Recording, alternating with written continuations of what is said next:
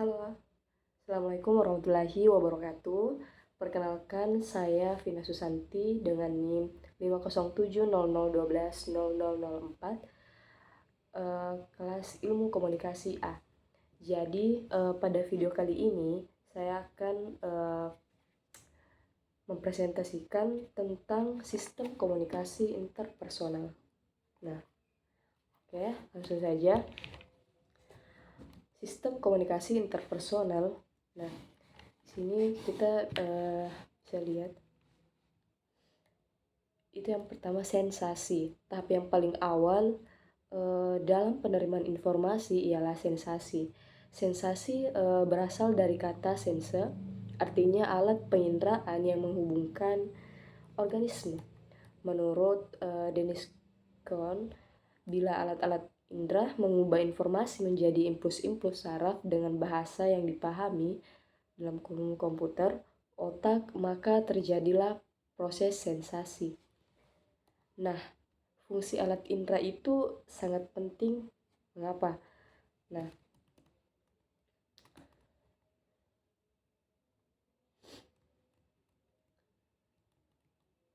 dalam psikologi menyebutkan ada 9 alat indera, yaitu yang pertama penglihatan, pendengaran, kinestesis, vestibular, peradaban, temperatur, rasa sakit, perasadan, dan penciuman. Dalam pengelompokannya, yang pertama, informasi dari luar indera oleh telinga atau mata.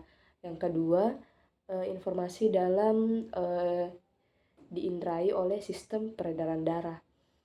Dan yang ketiga, gerakan tubuh diinderai oleh organ vestibular. Sensasi dipengaruhi oleh faktor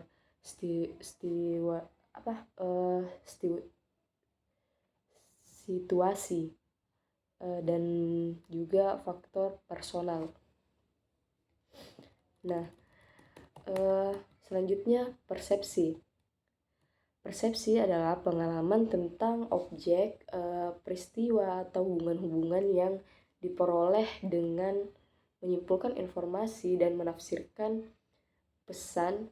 Persepsi ialah memberikan makna pada stimulus indrawi atau sensori stimuli. Nah, adapun faktor-faktor fungsional yang menentukan persepsi. Faktor-faktor fungsional berasal dari kebutuhan, pengalaman masa lalu, dan hal-hal yang termasuk apa yang kita sebut sebagai faktor-faktor personal. Nah, faktor-faktor struktural yang menentukan persepsi berasal semata-mata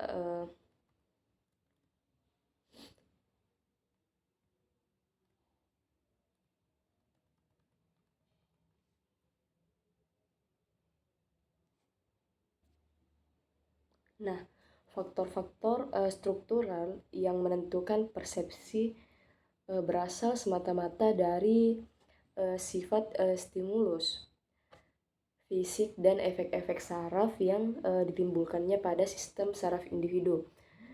Nah, para psikolog Gestalt seperti Kohler, Wertheimer, dan Koffach merumuskan prinsip-prinsip persepsi yang bersifat struktural. Kemudian prinsip ini dikenal sebagai teori Gestalt.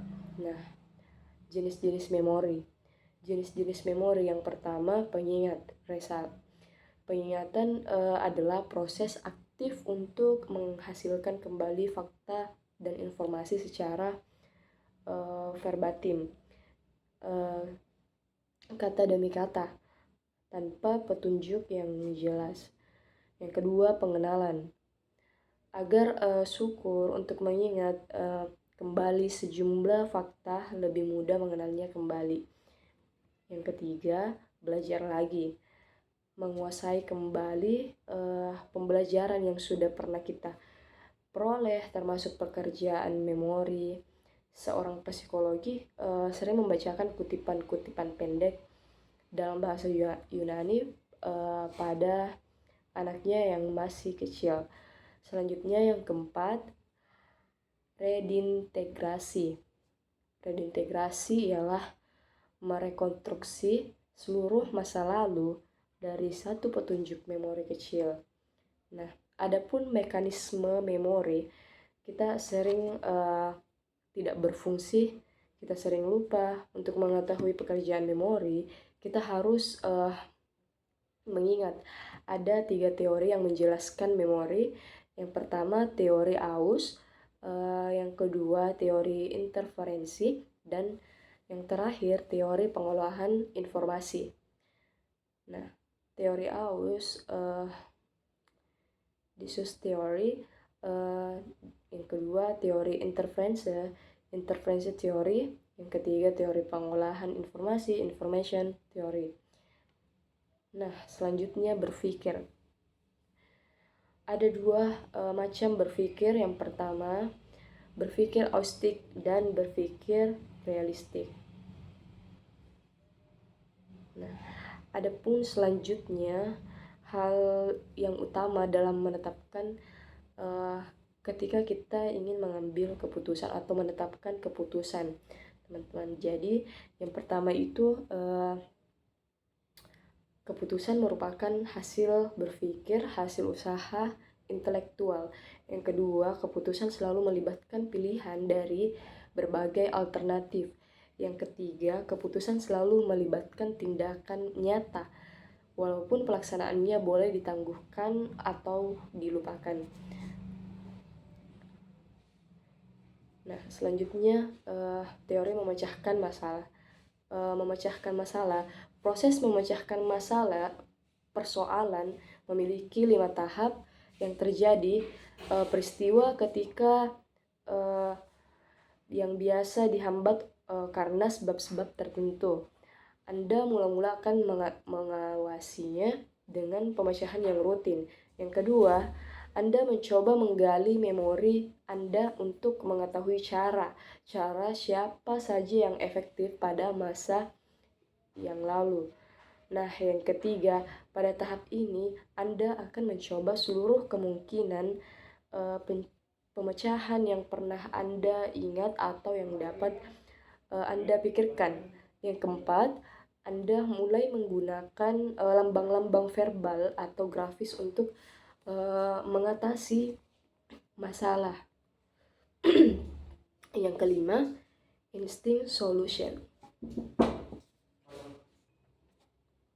Nah, itulah materi presentasi saya pada video kali ini. Semoga teman-teman yang melihat, yang menonton video ini dapat mengambil pelajaran dari presentasi saya. Mungkin sekian dari saya. Wassalamualaikum warahmatullahi wabarakatuh. See you.